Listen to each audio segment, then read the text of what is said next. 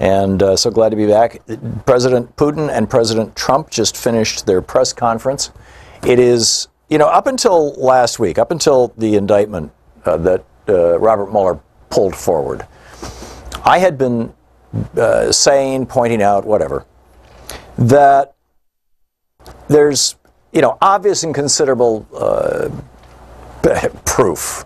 I mean, it's from Facebook itself, for example, that this private company in Russia, the Internet Research Bureau that Mr.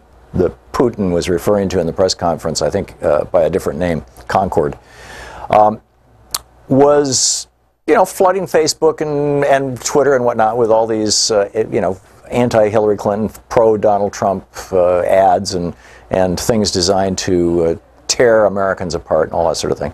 And I was saying, maybe Russia did that. Maybe, some billionaire in the United States did that. Maybe the Republican Party did that. I want to see the evidence. I want to see the evidence. Well, I've seen the evidence. Or at least I've seen the charges, which contain a startling amount of detail. And both houses of Congress, the Senate and the House of Representatives, have seen the evidence. And they've all come to the conclusion that the Russian government was messing with our elections. And so the Russian side will say, well, yeah, you've tried to influence our elections, and you've tried to influence elections in our sphere of interest in Ukraine, etc. But that's, that is no excuse. So, number one, it is now clear to me, and I'm no longer, I no longer have any doubt, that were it not for a couple of, basically two things, although there's a whole bunch of them, but basically two things. Number one, for the Russian meddling in the election, number one. And number two, a small group of very, very powerful and wealthy billionaires who were given the power to manipulate elections by our U.S. Supreme Court. That had those two things not coincided, that Donald Trump would not be president. And he knows that as well. And either one of those things might be what tipped it over the top, but in the context of this, our Supreme Court has said it's perfectly legal for billionaires to own politicians. It's perfectly legal for Robert Mercer to have done what he did with the Trump campaign, although we'll see, It's perfectly legal for the Koch brothers to throw $1 million into dark money ads to get Brett Kavanaugh on the Supreme Court because he's going to help out their business interests and these kind of things.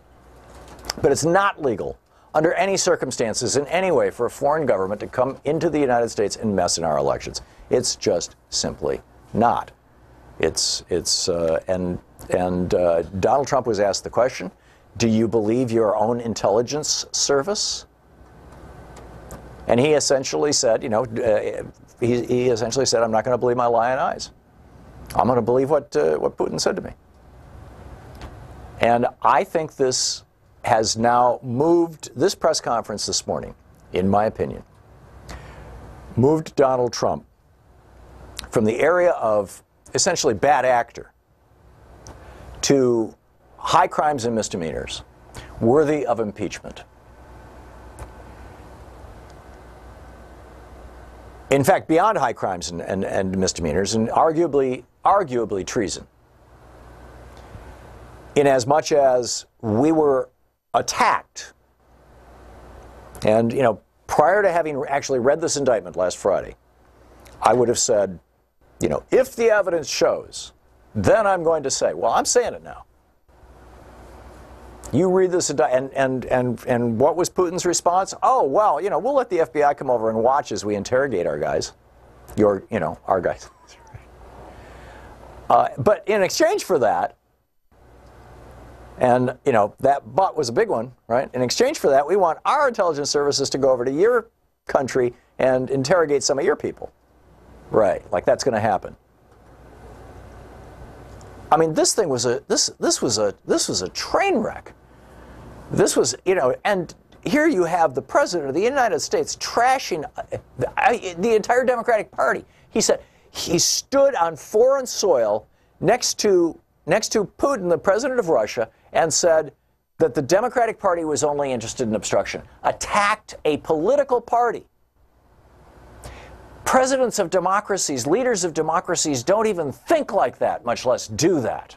That's what autocrats do. I was watching when he was at the NATO meeting a couple of days ago.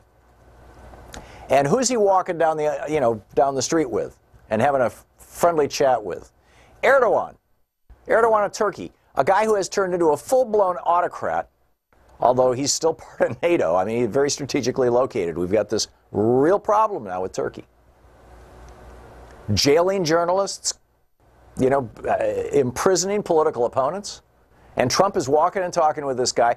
By the way, Turkey is the place where, in Ankara, Turkey, I believe it is, there is a Trump hotel or a Trump property. Trump has business interests in Turkey.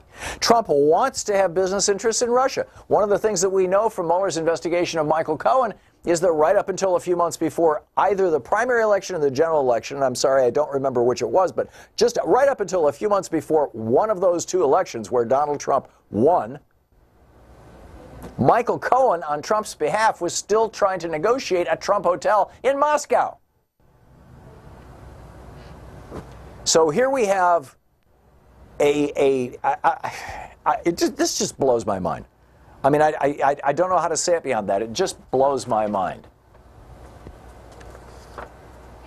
This is, we were attacked, according to these indictments, and I see no reason not to believe them. The data and the information and the detail is there. Mueller laid it out. And it was not rebutted this morning by Putin. And it certainly was not rebutted by Trump. We were attacked by a foreign power in a way that, in my opinion, altered the outcome of our election and made Donald Trump president.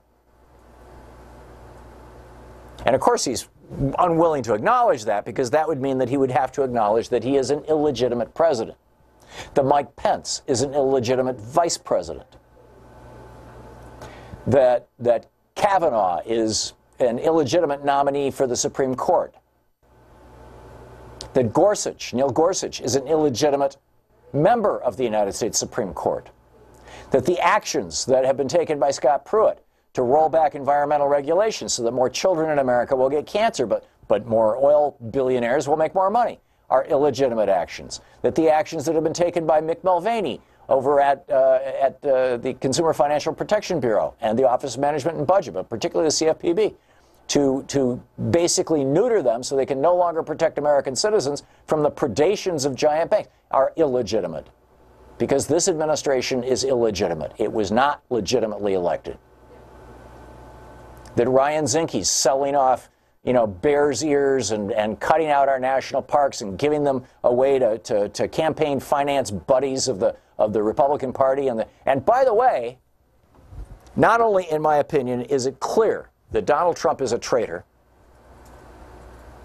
that he, in this press conference, committed an act of treason, attacking a political party as you're standing next to a foreign adversary.